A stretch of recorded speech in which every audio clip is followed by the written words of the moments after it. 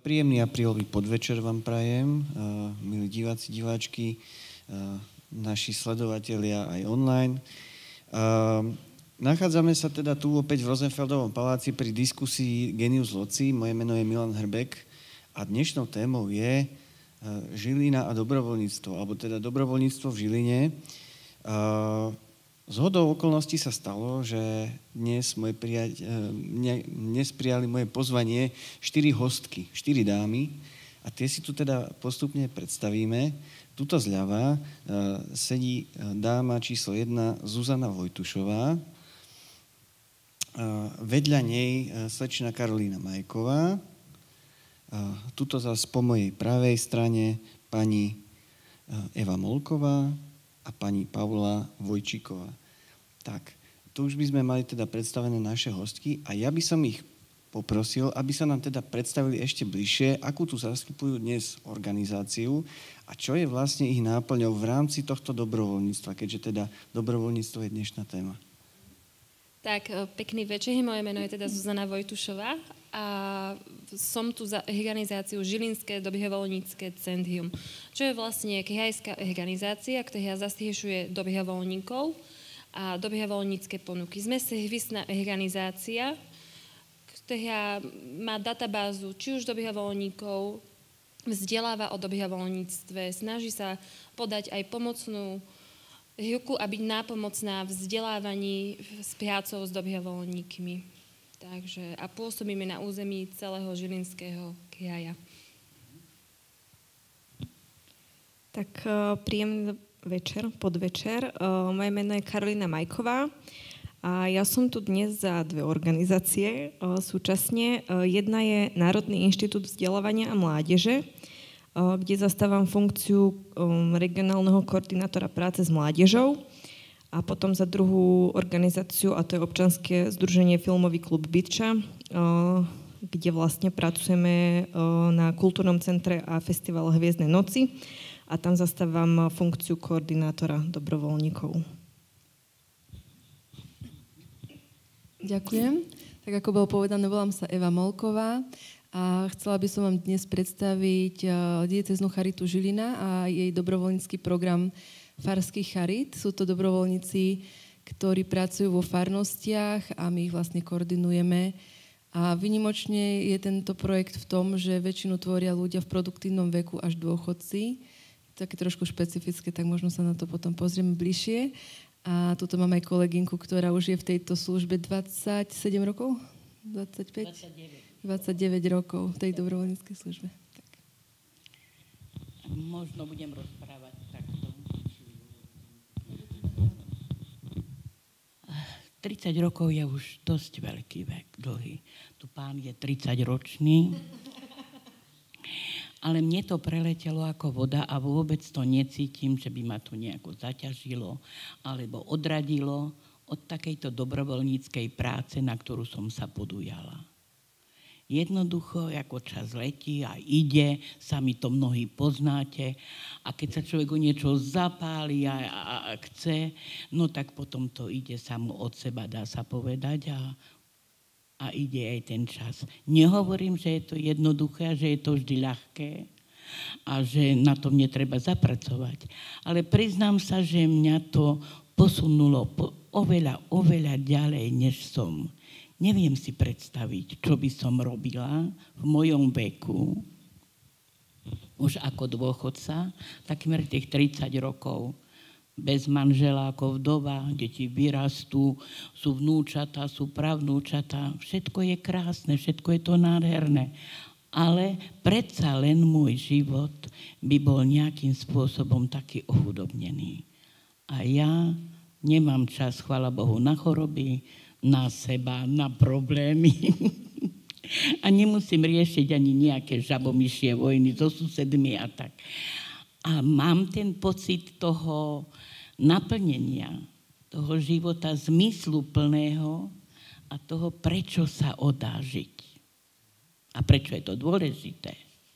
Takže som rada, že som v tomto veku. Tak, Na to by som teda nadviazal takou otázkou, keďže už takéto úvodné predstavovanie máme za sebou. Kedy ste teda zaregistrovali, že niečo také ako dobrovoľníctvo alebo dobrovoľnícka práca vôbec existuje a ako ste sa teda k tomuto dobrovoľníctvu dostali? A aká bola potom ešte aj vaša motivácia pri ňom zostať? Možno sa to pre niekoho dokonca z vás stalo aj náplňou vašej práce. Mieril si na mňa. Ja budem dobrovoľník, myslím, že 10. alebo 11. rok teraz a mám to šťastie, že som vyrastala v komunite, ktorá ma k tomu nejakým spôsobom priviedla.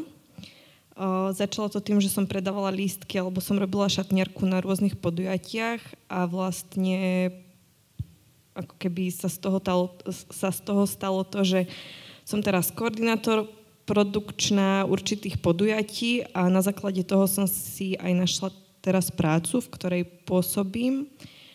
Čiže v takom nejakom pubertálnom veku asi zvláštnom, ale keď sa na to spätne pozerám, tak tým, že som z malého mesta, tak už na základnej škole na 1. stupni sme zo základnej umeleckej školy napríklad chodili robiť program pre seniorov alebo pre rôzne akože špeciálne zariadenia a tá motivácia je rôzna, ale podľa mňa primárne má človek z toho dobrý pocit, že spravil niečo prospešné nielen pre seba, ale pre vlastne komunitu, v ktorej funguje. Áno, ďakujem za odpoveď. Môžeme pokračovať ešte? No, tak ja vlastne zistujem, že s Kajou máme veľa toho spoločného. Ja tiež vlastne tak aktívne, že som to vedela pomenovať, že je to dobrovoľníctvo, som začínala niekde, keď som mala 15 rokov a ťahá vlastne už 11 rokom to ťahám. S tým, že tiež si spätne uvedomujem, že predtým som tiež dobrovoľničila, ale nebolo asi bežné to pomenovať slovom dobrovoľníctvo. A v dnešnej dobe vďaka vlastne dobrovoľníckým skúsenostiam, vďaka či už šatňovým lístkom, animácií detí, či už zbiehaní odpadkov na nejakých miestach, ktoré bolo organizované či už z mesta, tak vďaka týmto mojim skúsenostiam som sa tiež dostala na pozíciu koordinátora v rámci Žilinského samosprávneho kraja. A moja taká motivácia bola v tom čase byť členom nejakej komunity. Byť súčasťou niečoho väčšieho a stačil mi vlastne ten medziľudský vzťah. S tým, že postupne som do toho začala dávať niečo, že je to prínosné ľuďom, iným ľuďom, že má to ten hĺbší zmysel a teší ma to, že môžem byť súčasťou niečoho, čo pomáha veľkému množstvu ľudí. Takže asi tak. Tak ja som bola ako dieťa vedená ERKom, aj keď to teda naozaj už bolo dávno ešte tie začiatky. Potom som na pár rokov skúšala iné smery životné a keď som mala 27 rokov, tak som sa k tomu nejako chcela vrátiť. A čo ma k tomu motivovalo, asi taká citlivosť na tie potreby v tom mojom okolí, že videla som, že mnohé deti nemajú ako tráviť čas, že sa cítia neprijaté. Tak ma to tak motivovalo, že založiť to ERKO, ako si ho pamätám ja. No a potom som sa už ostala v tej línii slúžiacej nejako, dostala som sa do detského domova, kde som robila vychovávateľku charitného a potom som preklenula do tej koordinácie dobrovoľníkov. Už som potrebovala zmeniť od tých detí k dospelým, takže asi to bolo také. Takže všetko. Ja sa priznám, že neviem, kedy som vstúpila. Vôbec to si tak nepamätám, ale pamätám si, že od detstva to bolo. Nebolo to tak organizované v tej dobe, ale aktívne som vstúpila do farskej charity ešte v roku 1996, 7. januára, presne. No a odtedy som tam ostala.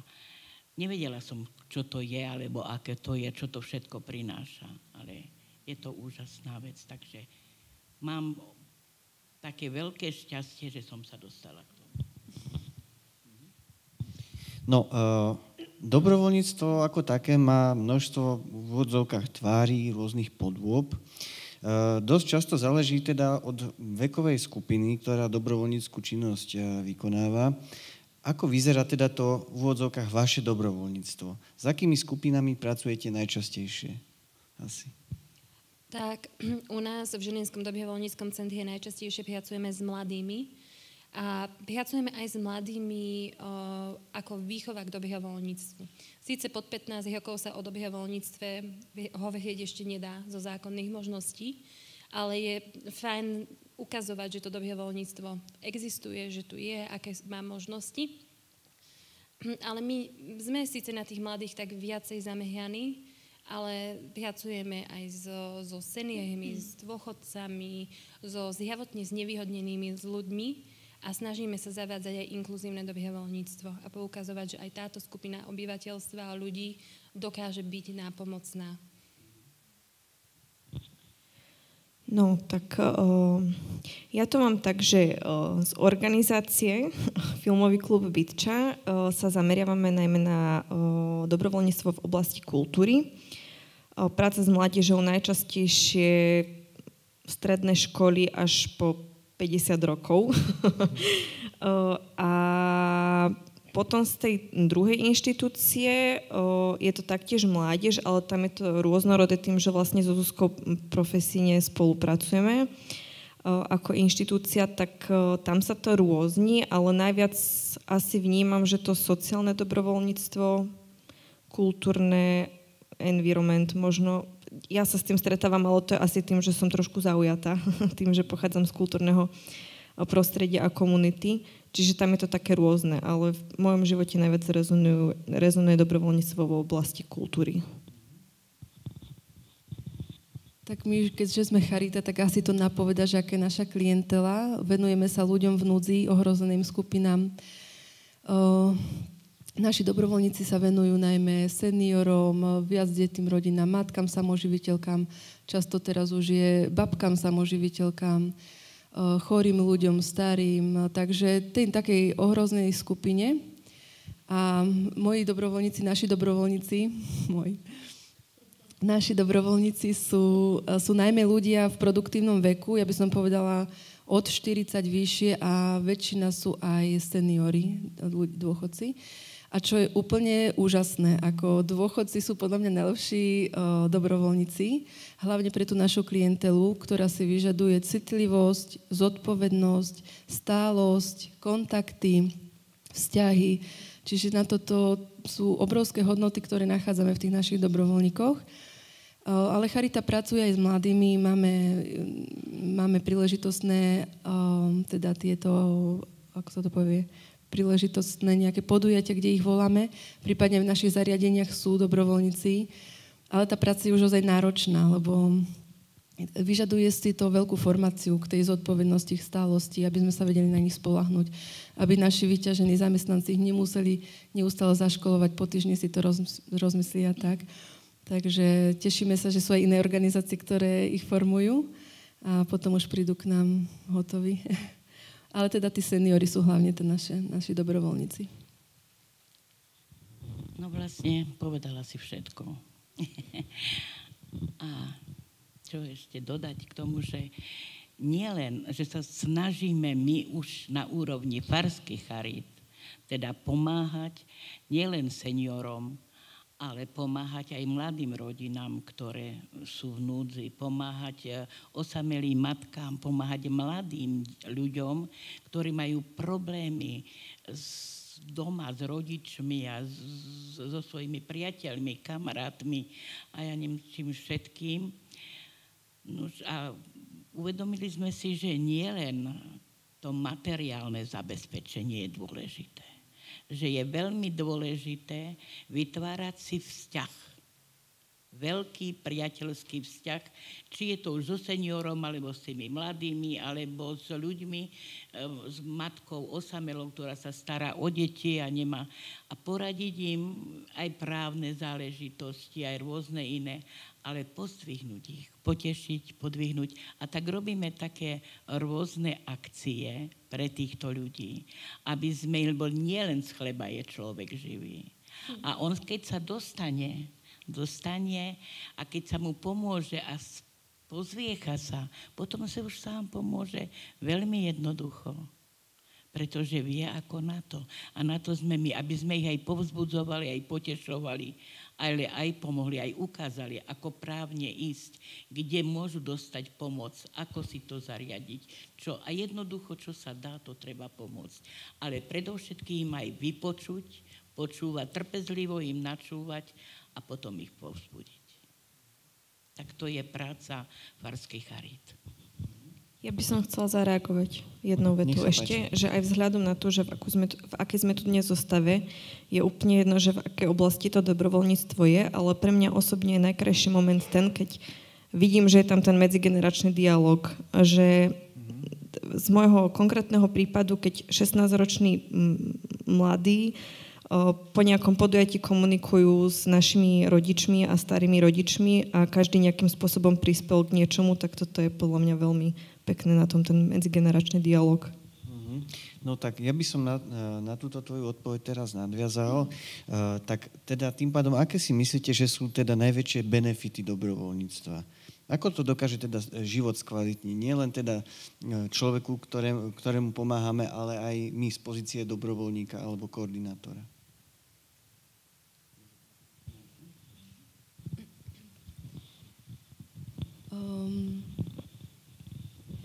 Tak tie farské charity, o ktorých teda my tu rozprávame, sú pekné v tom, že my vlastne im neponúkame, čo majú robiť. Vlastne všetko, tá ich práca vychádza z nich.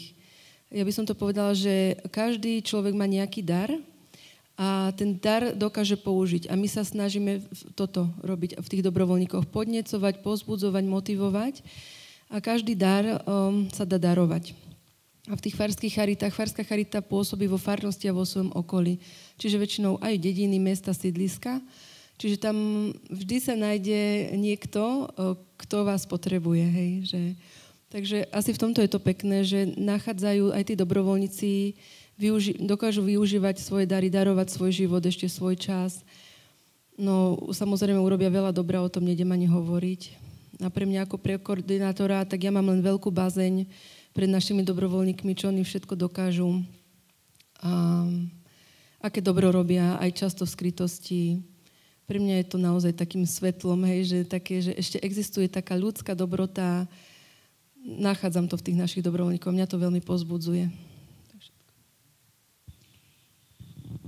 Ja by som povedala ešte, že my dobrovoľníci máme ešte svojich dobrovoľníkov. A to je mladých ľudí. A ďakovať Bohu, tých mladých ľudí je čoraz viac a to veľmi rada hovorím a veľmi rada sa o tom aj presviečam. A to je práve to, že ich privolávame na pomoc preto, aby napríklad urobíme takto, že starým nevládnym ľuďom prídu domov skupina dievčat upratať. Umyjú obloky, pozametajú, umyjú dlášky, urobia nákup a rôzne takéto. Chlapci prídu do domov a narúbu drevo a snažia sa, to je to. A medzi nimi sa potom vytvára taký priateľský vzťah. Často sú to deti alebo mládež, ktorá je na internátoch a to sa snažíme, aby sme im vyplnili ten čas, ktorý v tom internáte popoludní majú, aby ho zbytočne nezabili len tak s nič nerobením, ale vytvárajú takéto vzťahy a prídu domov a rozprávajú o tom. A tak šíria to dobrovoľníctvo a sme prekvapení často ďalších rokov, čo už sa udiali, že sa tí mladí ľudia uchytili vo svojom domove, vo svojej práci a toto si nesú so sebou a šíria to. Tak to je úžasné. Vy to robíte tento ako mladý, ja sa skláňam pred tým, pretože starými už máme menej, alebo máme obmedzené pole pôsobnosti, ale vy máte široké. Vy ešte môžete tak strašne veľa urobiť a určite urobíte. A toto, tí mladí potom nemajú čas na také všelijaké, povedala by som, neprístojnosti, alebo veci, ktoré by... Lebo aj to je v poriadku, aj to je dôležité. Vtedy sa treba s nimi aj porozprávať. A viete, verte či neverte, oni sa tak radi rozprávajú so starými ľuďmi. len ich treba trošku aj pochopiť a nechať ich otvoriť sa. Ja čo tak najviac vnímam ako taký benefit, je ich hneď niekoľko, lebo mi to tak postupne nabiehalo, ale je to, že mladý človek alebo akýkoľvek človek, čo dobrovoľníči, naučí sa komunikovať so spoločnosťou, naučí sa byť vnímavý, už tam akože stráca sa ten sebecký pohľad. Do určitej miery je nevyhnutný mať aj ten sebecký pohľad, aby sme sa nedostali do zneužívania, ale je to niečo, čo učí ho vlastne tá skúsenosť. Dobrovoľníctvo je taktiež aj miesto, kde ten dobrovoľník dostane šancu zistiť, čoho je vlastne schopný. Z osobných skúseností veľa vecí som si práve cez dobrovoľníctvo ukázala, že áno, že je to moja silná stránka, že je to lepšie a má tu možnosť. Tam nie je to, že či dobré alebo zlé, ale je tam naozaj to, že vyskúšal, zistí, že to nevyhovuje, môže vyskúšať čokoľvek iné. Je to také, podľa mňa je to veľmi dôležité na spoznanie samého seba a na to, že čo mňa baví. A je to lepšie spoznávať cez dobrovoľníctvo ako cez vysokú školu, kde človek je 5 rokov a na štátniciach zistí, že ale to nie je to, čo chcem. Už je to naozaj lepšie, keď má ten človek skúsenosť. A toto si myslím, že je najväčší benefit dobrovoľníctva. Tu by som doplnil, že aj som bol aktívny dobrovoľníkom popri vysokej škole, takže dá sa aj jedno, aj druhé. Nie je to úplne vylúčiteľné. No a ja som aktívnym koordinátorom popri vysokej škole, takže prosím. Dá sa. Dá sa určite. Určite. Ja súhlasím so všetkým, čo tu odznelo. Mne sa to trošku prepája s tou motiváciou, že presne človek nadobudne kompetencie, zručnosti, také postoje hodnotové, to je taký jeden balíček. To, čo z toho má, je väčšinou teda ten dobrý pocit, aj zo seba, aj z toho, že niečo urobil. A potom ešte jedna vec, ktorú ja veľmi rada prezentujem, a to sú, aj to tu už bolo spomenuté, sociálne vzťahy a špecificky láska. Že veľmi veľa vzťahov partnerských vzniklo na základe dobrovoľničenia, či už medzinárodného alebo komunitného, a je to naozaj, že akože sú na to štatistiky, sú na to výskumy, že koľko detí vzniklo na základe dobrovoľníctva. Takže láska, pochopenie, vzťahy, to je podľa mňa taká aj najväčšia motivácia, aj najväčší benefit. Ano. Ďalších dobrovoľníkov. Verím tomu, ale to sa hovorilo vždy, že práca spája. Ano, keď niečo robíme spoločne, tak vlastne tam vzniká aj tá dôvera, však to spoznávanie sa navzájom. A verím teda tomu, že sa to môže rozvinúť aj do takéhoto hlbšieho citu. Prečo nie? No. Teraz ale zase zamierim troška inám ešte. Ste tu teda aj za tie organizácie, máte čo to už vlastne s nimi odžité. No a teraz by som prišiel k takej téme, že popularizácia dobrovoľníctva. Akými spôsobmi sa teda takéto dobrovoľníctvo dá popularizovať? Pretože myslím si teda laicky, že asi ešte je stále treba o ňom nejak takto širšiu verejnosť informovať, alebo teda existuje už nejaké povedomie, povedzme práve tu v Žiline a v okolí, možno o dobrovoľníctve, o dobrovoľníckej činnosti? Ako sa toto vlastne popularizuje? Povedzte mi. Začnem ústnym podaním. Niekto sa náhodou dostane do dobrovoľníckych kruhov, zavolá kamoša a zrazu je z toho nejaká komunita.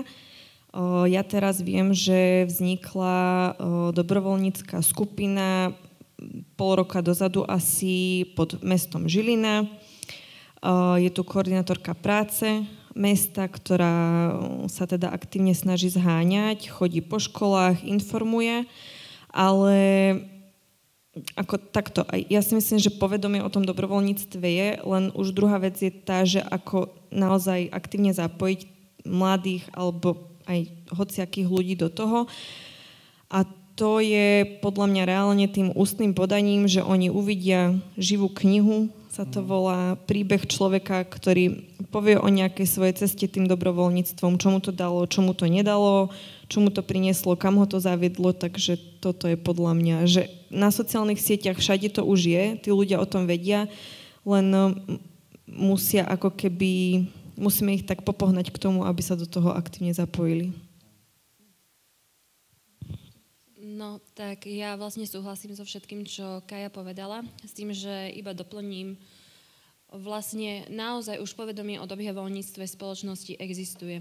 Ja neviem presne povedať, že či aj tu v Žiline z ľudí, čo poznám zo Žiliny a spolupracujeme s nimi, viem povedať áno, je tu veľké povedomie o dobrovoľníctve a záujem a vzniká tu, alebo je tu, a ja som zistila, že je tu občianska spoločnosť, ktorej na dobrovoľníctve záleží.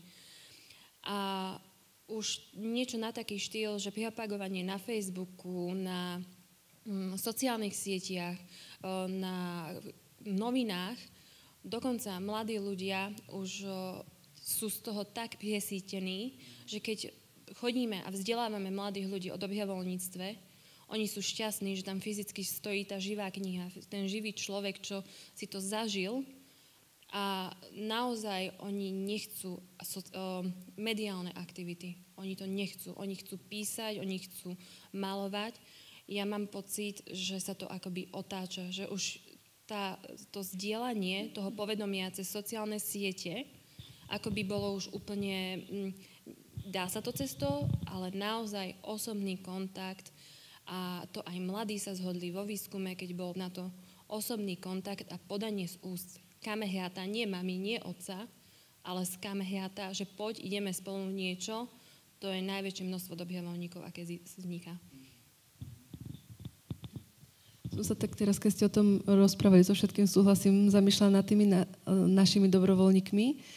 A mi tak príde, že oni ani nevedia, že sú dobrovoľníci mnohí, že hlavne na tých dedinách, lebo my pokrývame celú diecézu, tie farské charity pôsobia v Skalitom, v rôznych dedinkách a tí ľudia proste sú naučení, ako tí, ktorí chcú pomáhať, tak oni to robia prirodzene, automaticky. A vlastne oni ani nevedia, že sú dobrovoľníci a koľko dobrovoľníckych hodín majú odrobených. Tak je to také zaujímavé. Ale šíri sa to áno tým, že často, že chcú niečo zmeniť, vidia, že je tam možnosť, spoločenstvo. A tak, pani Vojčíková, doplníte viacej. Vy ste mi veľmi pomohla v tom. Naozaj mladí ľudia, ale vôbec ľudia, sú určite radi a sme aj ja veľmi rada, že to už tie sociálne siete nie sú prvoradé v tomto. Že najdôležitejší je ten osobný kontakt, ktorý dáte ten príklad. Že jednoducho tak, kedysi sme tomu hovorili, nesie si svoju kožu na trh.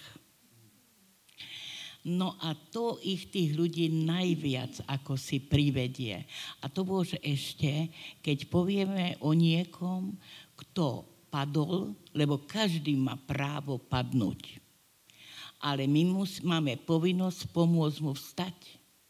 Každý jeden. Či je dobrovoľník, alebo nie je dobrovoľník. Alebo či je niekde registrovaný, alebo nie je registrovaný ako dobrovoľník. Každý jeden sme povinní nie ho zatlačiť, ale pozdvihnúť ho. Trošku ma trápi za tých 30 rokov to, že rodina, často veľmi blízka rodina alebo priatelia a známi, nechcú hovoriť o človeku, ktorý sa dostal do problémov a nevie si ich poriešiť. Nedokáže ich. Nemá tú šancu, nemá možnosť, nemá vedomosti, no z rôznych dôvodov. A to je to, na čo sú dobrovoľníci, aby pomohli tomu človekovi. Som rada, že sú to takíto mladí ľudia a veľmi rada som, čo ste povedali, že nie sociálne siete len, že sa otáčajú k tomu, čo je to dôležité, od človeka k človeku. To jednoducho to bez toho a bez tej lásky. Bez tej lásky to vôbec nejde, neexistuje. Žiadna činnosť, žiadna práca, už to bolo dobrovoľnícka, bez lásky sa nedá. To je alfa a omega. Ja by som sa chcela dievčat spýtať, lebo vy ste v tej prvej linii, kedy tých mladých formujete, na to dobrovoľníctvo, a teda ste povedali, že sú už tým presítení a zhodujú sa tie teda očakávania sa naplňajú? Že majú reálne očakávania, majú množstvo informácií o dobrovoľníctve a keď na tú cestu naozaj nastúpia, je to to, čo očakávali?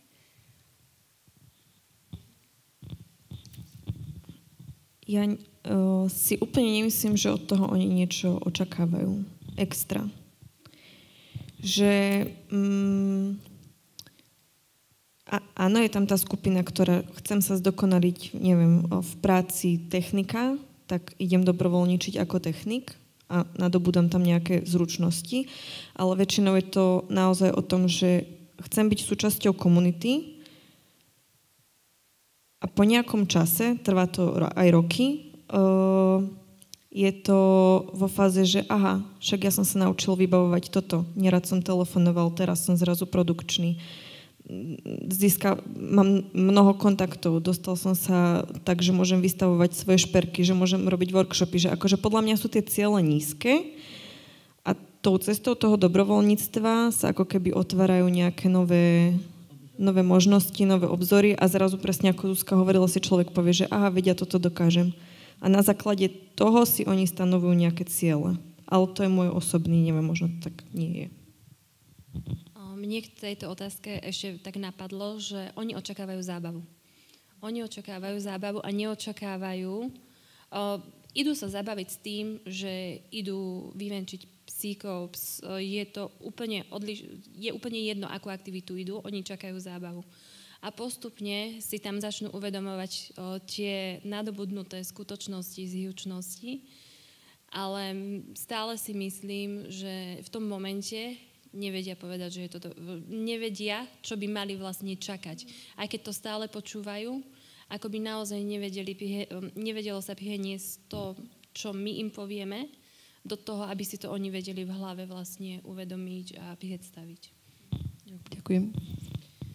No, takže mne z toho vlastne vychádza, že najskôr do toho idete, v podstate hodíte sa do vody, neviete, čo z toho bude a postupne sa to nejako kryštalizuje. Ano, nachádzate si tú vlastnú nejakú cestu, zistíte, čo vás baví viac, čo vás baví menej a možno tomu prispôsobujete ako keby potom tie svoje ďalšie činnosti. Je to tak?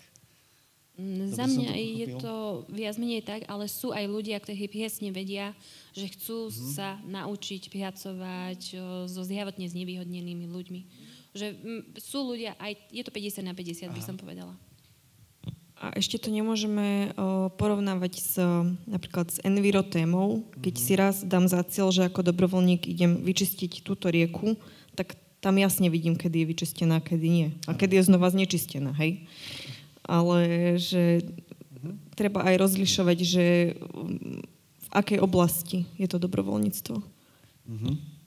No a teda, ako je to potom so spoľahlivosťou teda dobrovoľníkov? Predsa len, keďže nezískavajú mzdu a nie sú nejako viazaní, tak ako ich doviesť k tomu, aby sa naozaj, povedzme, na nejaké dané miesto dostavili, aby tam vykonali to, čo slúbia a teda dá sa na to spoľahnúť nejako? Ak tam ide a má v sebe lásku a nesie si to, tak je na 100% spoľahlivý. On príde, chce to, dokáže to, urobí, aj keď sa pomýli, to nič, alebo má spätnú väzbu, tú odozvu, keď v tejto, teda ja hovorím za sociálnu oblasť teraz. Ale určite to patrí do každej jednej oblasti. A to je tá spoľahlivosť. A to je tá najväčšia spoľahlivosť, akú môžeme docieliť. Lebo ani za plat ľudia nie sú celkom spoľahliví. Tak potom je to láska k Bohu a k človeku. A k tomu svojmu poslaniu, pretože on to berie, ten dobrovoľník, takmer každý jeden ako svoje poslanie. Ja teda môžem povedať, že s tou nezodpovednosťou vôbec nemám problém, že v tomto je asi veľmi veľký rozdiel dobrovoľníctvo mladých a dobrovoľníctvo seniorov alebo ľudí v produktívnom veku. Tak oni už keď sa rozhodujú, tak idú do toho s tou zodpovednosťou, že áno, takže ja s týmto nemám problém. Čiže idú do toho vlastne zo svojej vôle aj tak, takže by si aj nepomohli, keby tam neprišli. Že vlastne by to nemalo význam. No tak za mladých dobiehateľníkov je to veľmi špecifické. Som chcel práve vidieť ešte ten rozdiel, preto som to takto... No vlastne za tú mladú skupinu je úžasné, keď sa podarí namotivovať toho mladého, že už tam je nejaký váš aktívny dobiehateľník a chodí na akcie a stiahne tam ďalších 5 možno svoju skupinku. No a tam piesne nastane... stiahne ich vlastne na jednu aktivitu.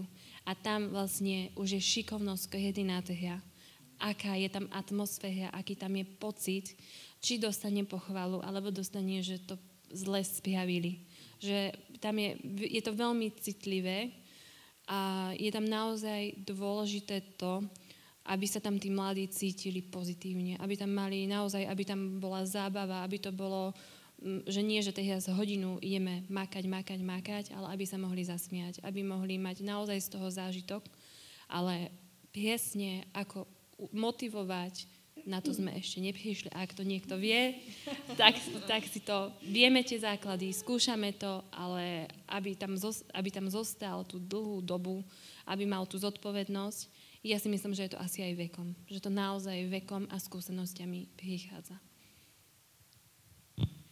No, za mňa je potrebné tam rozlišovať, či je to koordinované dobrovoľníctvo, alebo je to takéto akože sociálne veľmi áno, ale ja som aj zo združenia, kde to musí byť úplne koordinované. A teda nie sú úplne spoľahliví. Veľakrát sa stalo, že neprišli vtedy, kedy mali, nedali to povedať, alebo to dali povedať veľmi neskoro, že neprídu. Tam je potom taký ďalší fakt, že dobrovoľník nemá nahrádzať pracovnú silu. To znamená, že tá činnosť a fungovanie nejakej organizácie má byť stabilizovaná aj bez tých dobrovoľníkov. No a potom nadviažem na Zuzku v tom zmysle, že motivovať ich. Áno, vieme to teoreticky, je to ťažké praktizovať.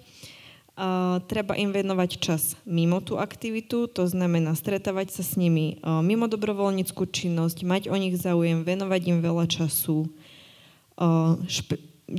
pozerať sa na nich individuálne, to znamená dať im priestor na to, čo oni chcú robiť v rámci nejakej organizácie alebo nejakého podujatia alebo hocičoho a zároveň im povedať, že žiaľ je to aj tak, že niekedy treba robiť aj to, čo úplne nemajú radi, ale že treba vyzdvihovať hlavne ich kvality a to, v čom sa oni cítia dobre. Takže za mňa takto. Mi napadla taká zaujímavosť, lebo teraz sa mi to tiež tak vynára, keď to tak porovnávam, tak našich dobrovoľníkov najviac motivuje, keď im dám viac práce. Ja som minulý rok, že dobre, ideme mať duchovnú obnovu, alebo Tesco zbierku, duchovná obnova, čas pre nich, všetko pripravené, jedlo, príjemné spoločenské stretnutie, alebo si v ten deň dáme Tesco zbierku, kde budú stať 12 hodín, 3 dní a zbierať potraviny. Všetci chceli Tesco zbierku takmer, hej, že ich motivuje, keď ja im zavolám, že máme konzervy mäsové, môžete rozdávať, áno. Že to je taká zaujímavé, že to ich motivuje fakt najviac, to som si všimla. Tesco zbierky majú také konkrétne stretnutie s mnohými ľuďmi. Tam ich je vidieť, tých dobrovoľníkov, ale zároveň si ten dobrovoľník všíma toho darcu, ktorý tam je. A zároveň ešte ďalšia vec, že vie, pre koho toto už môže byť a ako čo urobíme. Tak to je jedna vec. Ale ja vám poviem o mladých ľuďoch jeden senzačný prípad, ktorý sa mi stal, keď som sa vrátila z Mikuláša, kde som robila tu. Večer, november, išla som so psíkom a stávali tam nejaké veľké bílu a čo ja viem, a ležal človek na zemi. Si myslím, Bože, musím ho dvihnúť. Lenže ja z chlapa nedvihnem. Išiel starky, ktorého som denne stretávala v kostole, vrajím, prosím vás, pomôžte mi zdvihnúť ho. Povedal. Také ožrana. Išla žena, asi 40-ročná, vrajím, bola by ste taká láskavá, pomohla mi, veď ho tu nemôžeme nechať. Takého to mám doma každý večer. Chápala som to. Väčšinou to chápeme. Teraz si viem, čo? Môj pes ho chodil oblizujúci. Ja som ho nedokázal, viem, Pane, pomôžte mi, povedzte mi, ak ste chorí, zavolám sanitku, ak ste opití, no tak nejako vám pomôžeme. A v tom sa ku mne blížil, pretože mesto nebolo bohviako osvetlené, mladý človek, mal takého obrovského kohúta, bol zelený, žltý, červený a ja neviem čo všetko, si myslím, o Bože, len ty si mi tu chýbal. A mladý človek sa sklonil a hovorí, pani, potrebujete pomoc? A hovorím, pozrite, neviem, nebojte sa. Sklonil sa k človeku a povedal, nič mu nie je len opitý. Vstávaj hore, povedal mu. Zvihol ho a povedz, kde oblabotal, doviedli sme ho domov. Jeho žena, keď otvorila, povedala, tak, ďakujem vám, ale mohli ste ho tam nechať, lebo každý večer mi ho niekto dovezie. Tento človek, ktorý to bol mladý človek, mladý muž, ktorého som sa v podstate bála, lebo psíka som mala malinkého, ktorého som našla na koľajnici. To je tiež dobrovoľníctvo však, ale ona bola úžasná, Dorotka. No a tento človek mi povedal, pani, neodchádzajte, ja vás odprevadím domov. A odprevadil ma až po výťah. A ja som si vtedy uvedomila, kto je tu dobrý? Kto tu bol dobrovoľník? Ja? Nie. Ten muž, ktorý sa denne modlil, tá žena, ktorá si vytrpela doma pri opitom mužovi? Nie. Tento, ktorým pohrdali ľudia, lebo mal kohúta na tom a možno mu povedali, a taký vagabund, a taký chuligán, ako za naši. Nie. Tento bol dobrý. To len tak na okraj. Niekedy obal klame, áno. To, tak. Netreba posudzovať. A tí mladí, ktorí to hneď sa nenajdú, nájdú sa neskôr. Ale to je strašne dobré, že to vôbec skúsia. To je to najdôležitejšie. My tam máme v tom našom meste, pastoračnom centre, takých druhákov, tretiakov, nazvali sme ich mladí pomocníkov. Balia starkým ružence a perničky a potom im to nosia kňazi pri svätých spovediach. A starky nám so slzami v očiach ďakujú za to, že si niekto na nich spomenie. No. Ale to sú tie deti. Keď sme to chceli povedať, povedať, že oni to urobili. Ano. A urobili. Jasne. To sú dobrovoľníci. Určite. Áno, áno. Toto je vlastne pojem. Ešte povedali, že ako sa to prenáša. No ústnym podaním. Áno, ten kontakt, samozrejme. Presne. Bez toho to nejde. Myslím si, že naozaj veľa ľudí je možno aj sklamaných práve z toho systému, alebo teda z toho vlastne neosobného, akéby toho kontaktu, z toho len z takého nejakého písania si, ale vlastne bezobsažného možno, častokrát. A že vlastne toto veľmi dobre padne vlastne, no. No, bola tu spomenutá ale teda aj koordinácia, teda takéto slovo. A teda, čo má na starosti teda takýto koordinátor dobrovoľníkov? Lebo možno niekto tento termín dneska počuje dnes poprvý raz. Je to také zvláštne slovo koordinátor. Tak čo teda všetko zahrania koordinácia dobrovoľníkov a ako teda takýchto dobrovoľníkov získať? Myslíš to tak, že ako získať... Dobrovoľníkov, teda ako ich získava koordinátor. Aha, takto. No tak koordinátor je vlastne človek vie všetko a má myslieť na všetko. Na všetky možné situácie, aké môžu nastať.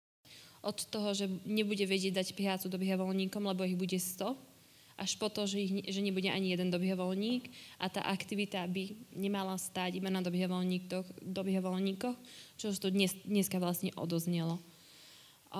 Ako koordinátor získava dobrovoľníkov, je to iba motiváciou, je to spútavým spôsobom poskytnúť tú možnosť byť dobrovoľníkom. To nie je súťaž, to nie je nič, kde vlastne ako organizácie súťažíme. Viem to povedať za Žilinu a za Žilinský kraj. Naozaj v Žiline žiadna organizácia nesúťaží o to, kto a do akej organizácie pôjde. Je to naozaj o veľkej spolupráci a taká moja náplň práce je písanie mailov, snažiť sa zabezpečiť, aby dobrovoľníci z toho mali dobrý zážitok.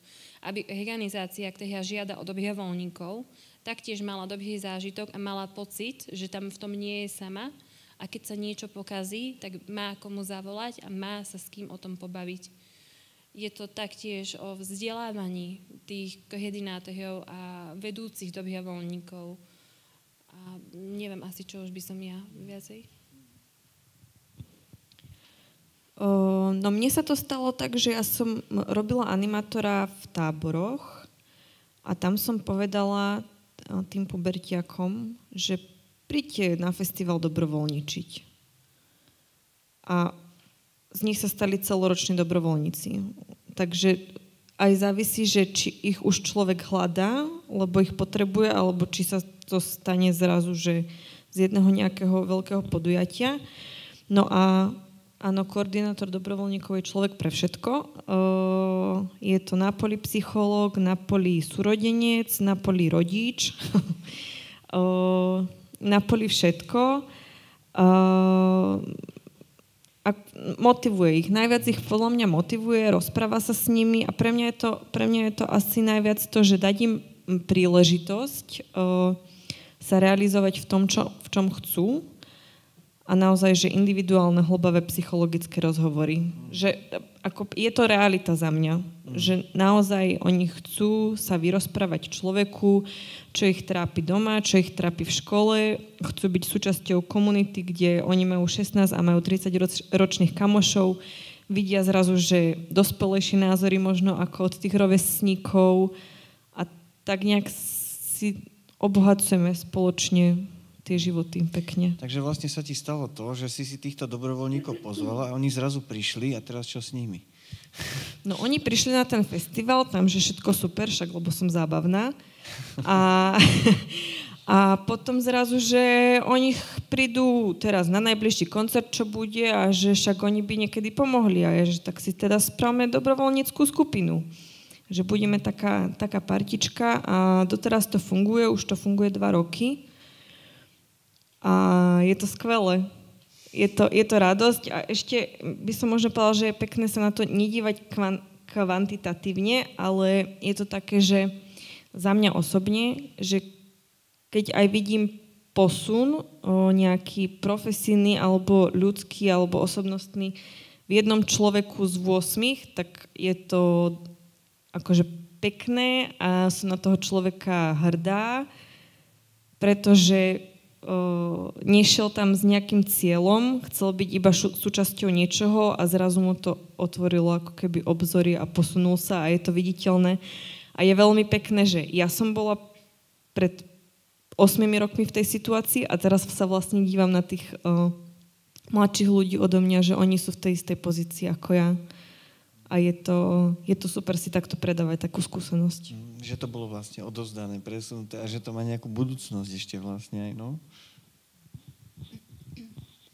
Takže mojou úlohou ako koordinátorky je aj zakladať nové farské charity, aby som vysvetlila, že prečo sú pre nás farské charity také dôležité, tak pretože my ako diecézna charita pôsobíme v celej diecéze. A jednou z hlavných úloh farských charít je v tom okolí, kde oni bývajú, hľadať tých ľudí, ktorí potrebujú pomoc.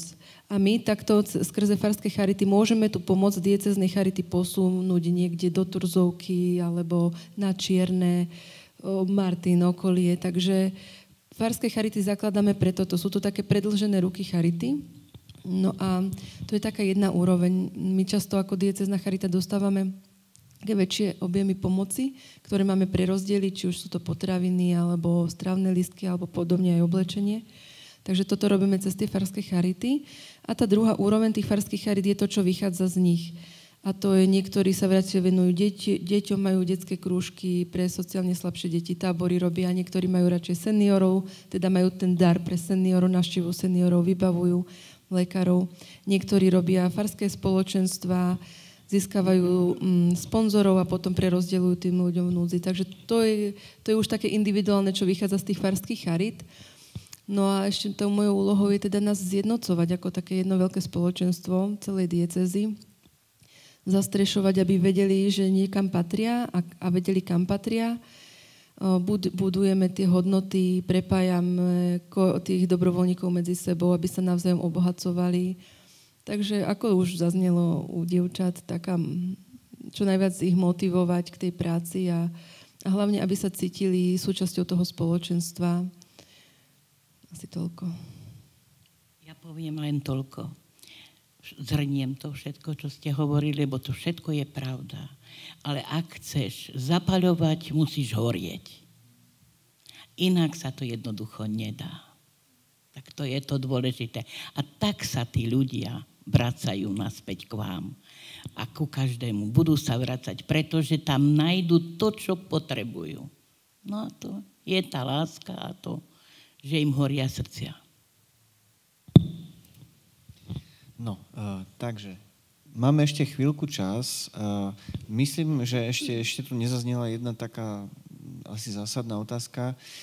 Teda, keby sa niekto reálne chcel stať dobrovoľníkom, možno, že aj tu z prísediacich,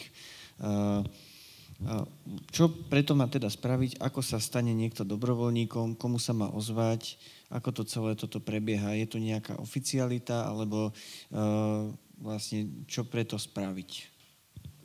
No, ja by som to oficialitami nenazvala. Podľa mňa taký základný, taký ten prvý stupeň toho, že ak niečo chcem, tak je zistiť si takúto cieľovú skupinu. Je iné, keď niekto chce ísť naozaj ku mladým, keď niekto chce ísť čistiť nejaké potoky alebo vodné hate. A to je to dôležité, čo by mal dobrovoľník si ešte zodpovedať pred tým, ako príde do organizácie. Ak si toto nevie zodpovedať, je úplne v poriadku sa tam zastaviť, popýtať sa, zistiť si viacej o tom, aké možnosti mu poskytnú, kde by mohol byť nápomocný a môže vyskúšať. Môže vyskúšať na jednu akciu, na týždeň, na mesiac, niektorí skúšajú dokonca aj 12 mesiacov. Až po takom akože naozaj dlhom čase zistí ten dobrovoľník, že toto ma nebaví, chcel by som niečo iné. Ak sa... Vlastne toto je aj taká hlavná úloha dobrovoľníckeho centra. My máme dobrovoľnícke ponuky. Máme ich na webe, máme ich na Facebooku a v online svete. Nenašli sme dobrý spôsob, ako by mali byť mimo sociálnych sietí. Je to naozaj niečo také, že tým, že sa to stále vyvíja, tlačili by sa neustále nové a nové plagátiky a teraz, kde ich vyvešať? V škole iba? Vytesnali by sme nejakú inú skupinu dobrovoľníkov, ktorí by mohli niečo vyskúšať. Ale taký ten základný krok je naozaj sám sebe si zodpovedať, čo by ma bavilo, kde by som chcel sa ocitnúť, skontaktovať sa s tou organizáciou a veľmi dobrý priehľad je naozaj na stránke či už Žilinského dobrovoľníckeho centra alebo akéhokoľvek iného krajského centra, ak nie ste teda priamo zo Žiliny, ak ste, tak Žilinské dobrovoľnícke a sú tam, dnes som počítala tam 9 ponúk na dobrovoľníctvo v Žiline. No tak tu máte hneď 4 kontaktné osoby.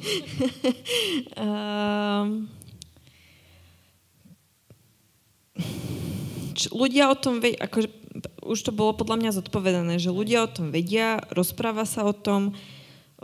Myslím si, že všetci fungujú tak, že keď chceš sa pridať k nám, ale že bože, poď s nami, už otázne je, že či idú. Čo sa týka Žiliny, aby som bola praktická a konkrétna, mesto Žilina má dobrovoľníckú výzvu na stránke mesta,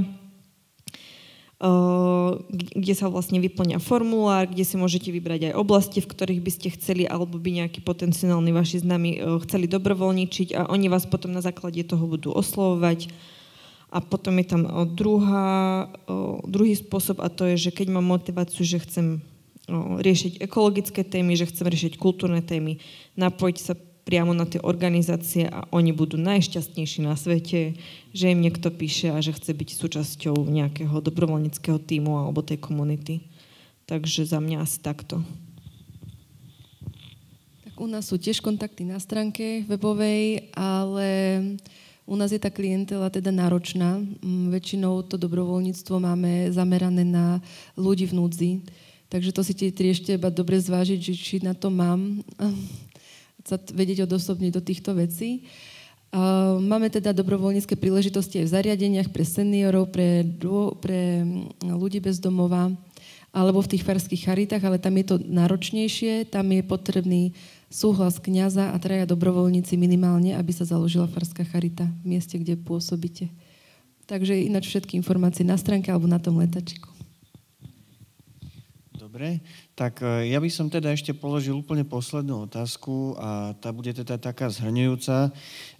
Myslíte si teda, moje dnešné vážené hostky, že v dnešnej dobe má dobrovoľnícka práca teda význam a dokážu ju ľudia doceniť?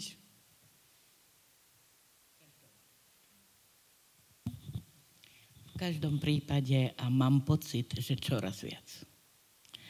Pretože niečo cenné sa z našich životov stráca.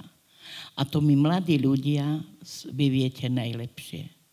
A tí potrebujú, mám pocit, ja 80-ročná, že títo mladí ľudia potrebujú najväčšiu možnosť, alebo najviac lásky, najviac starostlivosti o seba, najviac toho vypočutia. Lebo často chcú robiť dobré veci a robia dobré veci, ale nemajú vždy možnosť. Nevždy trafia tú správnu osobu.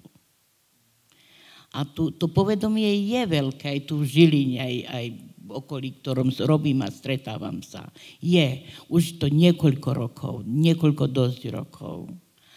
Ale nemajú tú podporu nejako tá, ešte mám pocit, že stále viazne.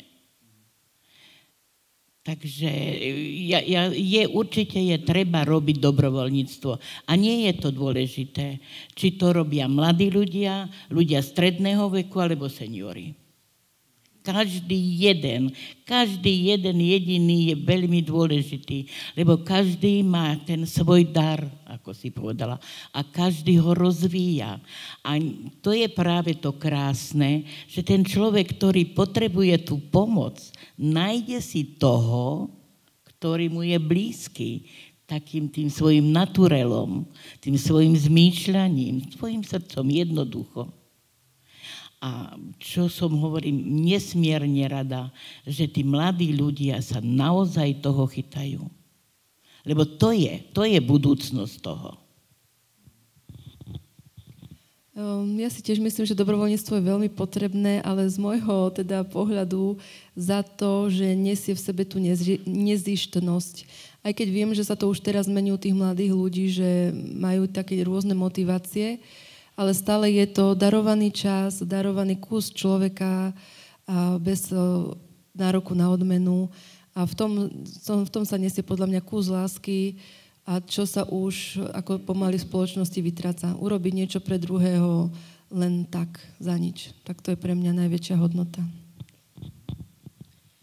Za mňa je veľmi dôležité, že bolo spomenuté, že sa dobrovoľníctvu venujú práve dospelí ľudia alebo aj seniori, pretože potom to tá mladá generácia vidí a keď to vidím na človeku, na rodičovi, na krstnom, na hocikom, koho poznám, tak verím tomu, že je to dobré a mám motiváciu to robiť aj ja. A aby som sa vrátila k tomu, že či je dobrovoľníctvo potrebné, je veľmi potrebné. Teraz budem hovoriť za inštitúciu NIVAMu, že my sa snažíme o uznávanie neformálneho vzdelávania, do ktorého patrí aj dobrovoľníctvo. Veľmi. A musím povedať, že sa to hýbe čisto z praktického hľadiska, že pri zamestnávaní mladých ľudí sa teraz tie firmy a tí zamestnávateľia a korporáty a všelikto sa naozaj díva na to, že či má ten človek v životopise nejakú dobrovoľníckú činnosť a berie to ako veľké plus a vyberie si skôr toho človeka, ktorý má s týmto skúsenosť, ako iba toho, ktorý má vyštudovanú vysokú školu, čo je ťažké, náročné. Áno, ale že tá dobrovoľnícka služba je tam veľkým prínosom a pomáha to v zamestnávaní. A aby som bola úplne osobná, tak mne sa spojilo štúdium s dobrovoľníckou činnosťou dlhoročnou do toho štádia, že mám teraz najlepšiu prácu na svete, ako môžem mať. Naozaj, že je to vysnívaná práca a viem, že je to iba vďaka tomu, že síce to trvalo dlho, ale v tom dobrovoľníctve som si našla to, čím chcem byť a čo chcem žiť. Áno. Takže tak. No tak z môjho pohľadu je dobrovoľníctvo nevyhnutné. Ale ja to vnímam takým spôsobom, že moja oblasť je najmä sociálna oblasť, tým, že som jedného dňa sociálny pracovník budúci. A vnímam to, že ak by neboli dobrovoľníci, bolo by na Slovensku podstatne ťažšie. By sociálne znevýhodnenej skupiny obyvateľstva. A toto je niečo, čo vnímam ako veľký benefit toho, že toto dobrovoľníctvo existuje, že sú zapálení ľudia a ľudia, že sa stále pozerajú okolo seba, kde by mohli pomôcť. A toto je taká špecifikácia tých dobrovoľníkov. A či je dostatočne ohodnotené, na to neviem odpovedať, lebo dobrovoľníctvo by nemalo byť za odmenu. Takže ale ten dobrý pocit, myslím si, že je asi najviac a najlepšie ohodnotenie toho, že človek naozaj spravil niečo prospešné pre spoločnosť a svoje okolie. Ten posledný. Nie len pre sociálne odkázaných je dobrovoľníctvo. Nie len sociálna práca. Ale teraz sa ukazuje čosi iné. A to je taký ešte nový fenomén, ktorý ja pociťujem a vidím vo svojom okolí. Sú ľudia, ktorí sú skutočne zabezpečení. Hej? Materiálne, finančne, prácou, rôznymi. Ale chýba im niečo, čo nemôžu si kúpiť, čo im nikde nevyplatia, čo im nikde nekúpia si v obchodoch, čo im známi nezabezpečia pod pultom alebo nejakým iným spôsobom. A to je láska, to je vypočutie, to je priateľstvo, to je spoľahlivosť na niekoho, komu môžem povedať to, čo mňa bolí, čo mňa trápi, čo by som chcela zmeniť, čo je dôležité pre mňa, pre moju rodinu, pre každého z nás. Toto sa stratilo, alebo stráca vo veľkej miere. A vecou nás, dobrovoľníkov, nie je len to, dať mu to materiálne, ale aj to pozdvihnutie, to je jasné, aj toto. Alebo ich niekde začleniť, alebo im pomôcť správne a pri práci a rôzne. Ale vypočuť toho človeka a ukázať mu, že je aj druhá strana tej mince toho života a to je láska, to je spoľahlivosť a priateľstvo. A že keď bude čokoľvek na svete, keď ti bude zle, keď budeš cítiť, že sa neviem čo všetko, zajtra zase zasvieti slnko, Boh je stále nad nami. A toto sú tie dôležité veci, pre ktoré by mal dobrovoľník dýchať, ktorý by mal mať stále na zreteli a prečo by mal horieť. A čakať odmenu, či svetskú, alebo neviem, akú slávu, alebo finančnú, alebo také, či si potľapkávať, ty si skvelá, ty si dobrá, ty si tak, to vieš, ty to dokážeš, ty to... To je nič. To teraz je, ale za pol hodiny to už nemusí byť. Tak to trvalé, to prajem každému dobrovoľníkovi, aby sa mu to nevytratilo, aby toho mal dostatok a prosím vás, aby sme to siali ako obilie alebo trávu. Môžem iba sekunda zareagovať? Tak ešte sekunda.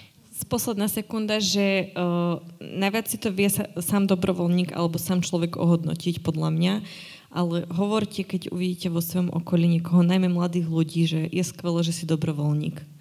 Lebo niekedy sa stáva, že sa za to ako keby hanbia, pretože ja nezarábam a nerobím veci pre seba, ale robím veci pre komunitu, čo nie je teraz úplne akože populárny fenomén.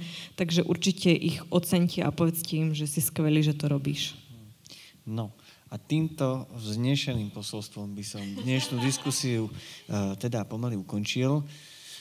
Ďakujem dnešným hostkám za to, že prijali moje pozvanie a ďakujem teda aj vám, že ste prišli dnes sem do Rosenfeldovho paláca. Vidíme sa teda opäť o mesiac pri ďalšej diskusii Genius Loci. Budúci mesiac to bude na tému kominári a kachliari. Takže zase načneme do niečoho iného, do nejakej inej témy. No a teda ďakujem vám za pozornosť. Pekný večer. Ďakujeme. Áno.